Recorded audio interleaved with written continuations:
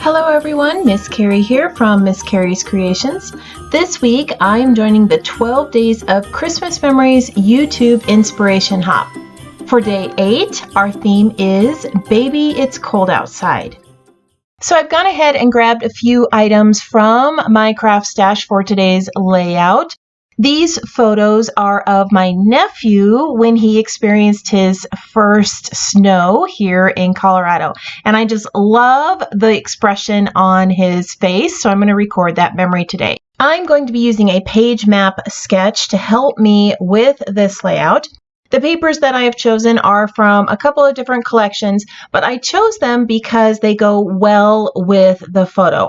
I have some blues and some reds and some other primary and basics there, and then I have this striped paper here that's going to tie all of the other colors together.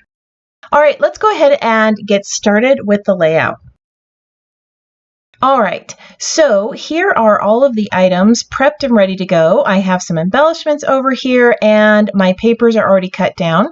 I've gone ahead and trimmed down my photos and matted them in a light blue snowflake paper so that they stand out on the page.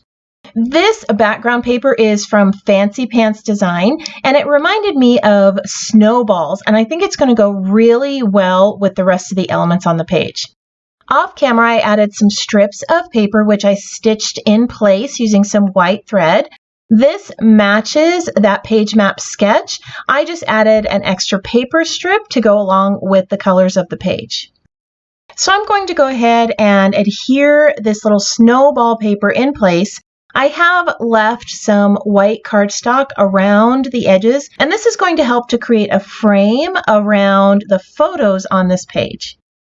The 3 photos are going to be placed horizontally across the page, just like it's shown on the sketch.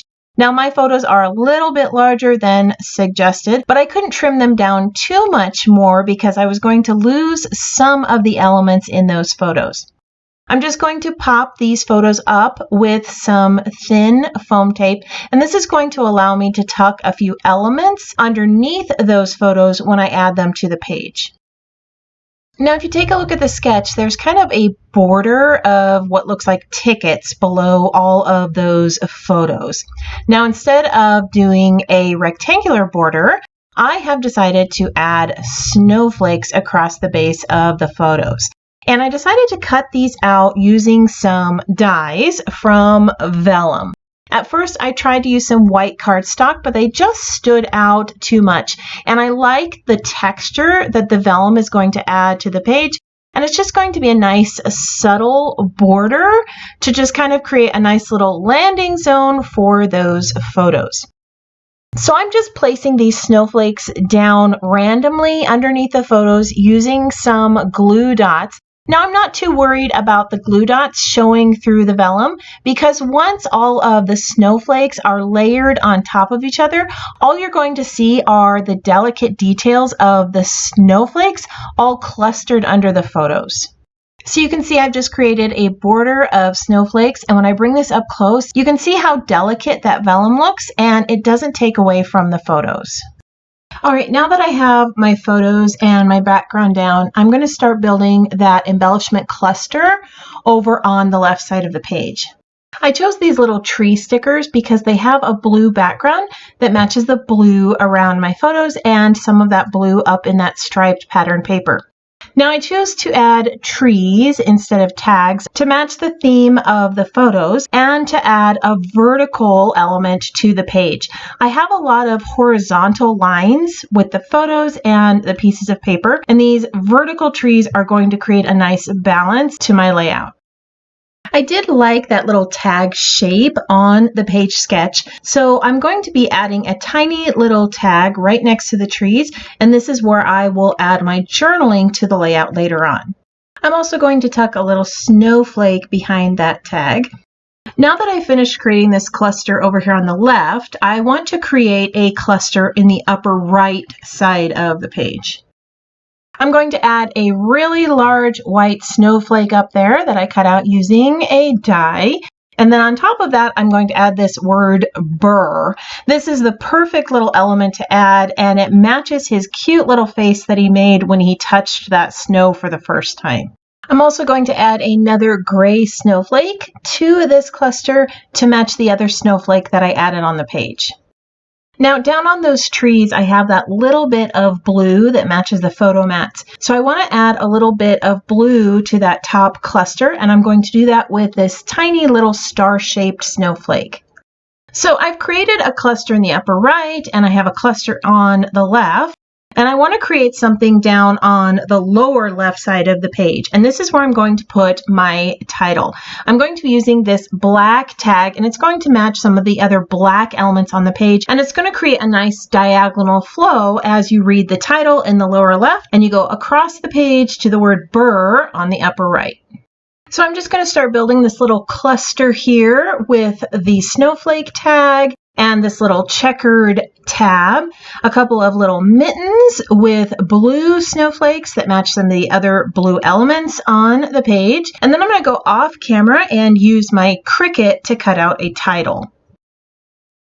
So I've gone ahead and cut my title out of a darker red cardstock with an adhesive backing sheet. The font that I used has kind of a thinner script to it, and it's going to be hard to pop it up off the page. So I've discovered that it's much easier to layer all of the different cuts together to create the look of chipboard. When you add that adhesive backing sheet, it makes it a lot easier to glue all of the layers together. And you're going to see here, once I have all 5 layers adhered together, it does look a lot like chipboard, and it's going to give me a nice 3-dimensional title on my page. Before I put all of these title elements together, I do want to add the word first onto that little tab. I'm just going to use these little black sticker letters that I had left over from a Story by Stacy project, and I'm just going to spell out the word first. Now I chose to cut the word snow out of a red cardstock because it's matching the letters in the word burr. And like I said, I want to be able to draw your eye diagonally across the page. Before I put all of these elements together, I want to add a little bit more red to this lower corner. This little snowflake banner is a tag. So I'm going to go ahead and punch out the Chad and add some waxy flax around like twine inside there. Now, I don't even know if they make waxy flax anymore. This is something that I just love having in my collection because the wax on the string gives me a little bit of control when it comes to shaping the ends of the thread. All right, so I'm going to start layering these title elements together. I'm going to place that little tab tucked behind that snowflake tag.